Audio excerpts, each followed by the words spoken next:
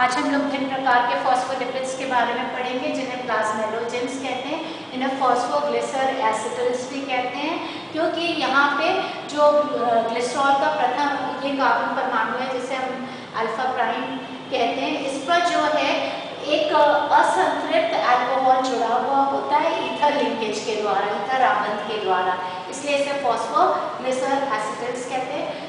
बीच वाले कार्बन परमाणु पर वसीय अम्ल उपस्थित होता है और ये जो अल्फा कार्बन परमाणु है ग्लिसरॉल का, उस पे फॉस्फेट आबंध के द्वारा, फॉस्फोडाइएस्टर लिंकेज के द्वारा एक नाइट्रोजनी क्षार उपस्थित होता है।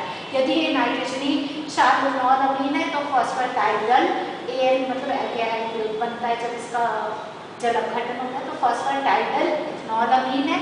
इसी तरह से अगर नाइट्रोजनी क्षार क्लोरीन है तो बनेगा फॉस्फेटाइडल क्लोरीन, और अगर नाइट्रोजनी क्षार सेरीन है तो बनेगा फॉस्फेटाइडल सेरीन। ये जब इसका फॉस्फेटाइडल इथेनॉल अमीन का जल अपघटन होता है तो ये जो असंतृप्त ईथर आबंध के द्वारा जो अल्कोहल जुड़ा हुआ है वो पृथक हो जाता है, जल अपघटित होगा असंतृप्त एल्डिहाइड में परिवर्तित हो जाता है। तो इसके जल अपघटन से एक मोल एल्फैक्टिक एल्डिहाइड का, एक वसीय अम्ल का, एक ग्लिसरॉल, एक फॉस्फेट और नाइट्रोजनी क्षार प्राप्त होते हैं। ये पदार्थ प्लाज्मेलोजेंस वर्टिब्रेट्स के हृदय के ऊतकों में बहुत अधिक मात्रा में पाए जाते हैं, इन्हें ईथर लिपिड्स कहते हैं, अधिक मात्रा में पाए जाते हैं। इसके अतिरिक्त ये हेलोफिलिक बैक्टीरिया, सीलिएटेड प्रोटिस्ट और कई सारे इनवर्टिब्रेट्स जीवों में भी अधिक मात्रा में पाए जाते हैं। ये जो हैं इनके ऊपर फॉस्फोलाइपेज एंजाइम क्रिया नहीं कर पाती है, इसलिए ये महत्वपूर्ण भूमिका निभाते हैं और ये मेम्ब्रेन लिपिड की तरह उपस्थित होते हैं। एक ईथर लिपिड जो है वो प्लेटलेट का सक्रियण कारक है और वो पोटेंट मॉलिक्यूलर सिग्नल की तरह आणविक संसूचक की तरह कार्य करता है। ये ल्यूकोसाइट से स्रावित होता है, एक प्रकार के ल्यूकोसाइट है जिसे बेसोफिल कहते हैं, और ये प्लेटलेट के झुंड बनाने में सहायक होता है। इसके अतिरिक्त ये कई सारे प्रभाव दिखाते हैं यकृत पे और हृदय पे। इसके बाद ये महत्वपूर्ण भूमिका निभाते हैं सूजन में, और जब कभी भी कोई एलर्जी हो जाती है तो उसके रिस्पॉन्स देने में भी इनका महत्वपूर्ण भूमिका होती है। ये पादप ऊतकों में अधिक मात्रा में नहीं पाए जाते हैं।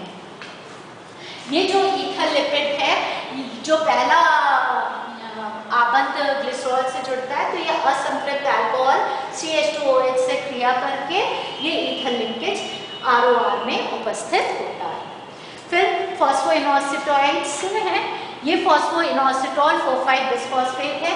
ये फॉस्फोलिपिड्स जो हैं मस्तिष्क के ऊतकों में और सोयाबीन्स में अधिक मात्रा में पाए जाते हैं। ये महत्वपूर्ण कार्य करते हैं परिवहन प्रक्रिया में, कोशिकाओं में परिवहन का कार्य करते हैं। इनमें एक हेक्साहाइड्रॉक्सी अल्कोहल जिसे इनोसिटॉल कहते हैं वो उपस्थित होता है नाइट्रोजनी क्षार के स्थल पर। इनोसिटॉल जो प्रेजेंट है उपस्थित है वो स्टीरियोआइसोमर मायोइनोसिटॉल के रूप में उपस्थित होता है। जब इन फॉस्फोइनोसिटाइड्स का जल अपघटन किया जाता है तो एक मॉलिक्यूल ग्लिसरॉल का, 2 मॉलिक्यूल फैटी एसिड के, 1 मॉलिक्यूल इनोसिटॉल और 1, 2 या 3 मॉलिक्यूल फॉस्फोरिक अम्ल के प्राप्त हो सकते हैं। इसी कारण से ये फॉस्फोइनोसिटाइड्स मोनो, बिस या ट्रिस फॉस्फोइनोसिटाइड्स हो सकते हैं। ये संरचना प्रथम ये कार्बन परमाणु पर एक वसीय अम्ल है, बीच वाले पे भी एक वसीय अम्ल उपस्थित है। जो प्रथम कार्बन परमाणु है उसमें फॉस्फोडाइएस्टर लिंकेज के द्वारा इनोसिटॉल 4,5 बिसफॉस्फेट उपस्थित है। ये जंतुओं में कैल्शियम निर्भर हार्मोन क्रिया में भाग लेते हैं और इस प्रकार से कार्य करते हैं। फॉस्फेटाइडल इनोसिटॉल 4,5 बिसफॉस्फेट जो है इसका अपघटन होता है जब हार्मोन संवेदी फॉस्फोलाइपेज C इस पर क्रिया करती है और ये पदार्थ परिवर्तित हो जाता है इनोसिटॉल 1,4,5 बिसफॉस्फेट पे और डाइएसाइल ग्लिसरॉल में। डाइएसाइल ग्लिसरॉल जो है वो सक्रियक का काम करता है enzyme protein kinase C enzyme के लिए, और ये प्रोटीन काइनेज C एंजाइम अन्य एंजाइम की सक्रियता को नियंत्रित करती है।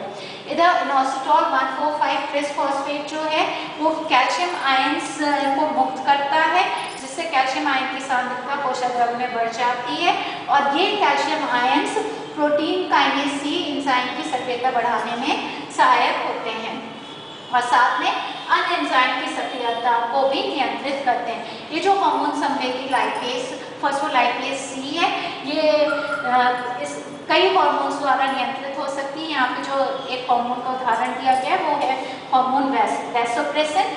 ये कोशिका प्लाज्मा मेम्ब्रेन कोशिका की बाह्य सतह पे प्लाज्मा मेम्ब्रेन पे इसके ग्राही होते हैं, जिसपे ये जुड़ती है और ये रीनल कलेक्टिंग डक्ट, वृक्क में जो उपस्थित रीनल कलेक्टिंग डक्ट है उनमें ये विशिष्ट रूप से फॉस्फोलाइपेज सी को सक्रिय करती है।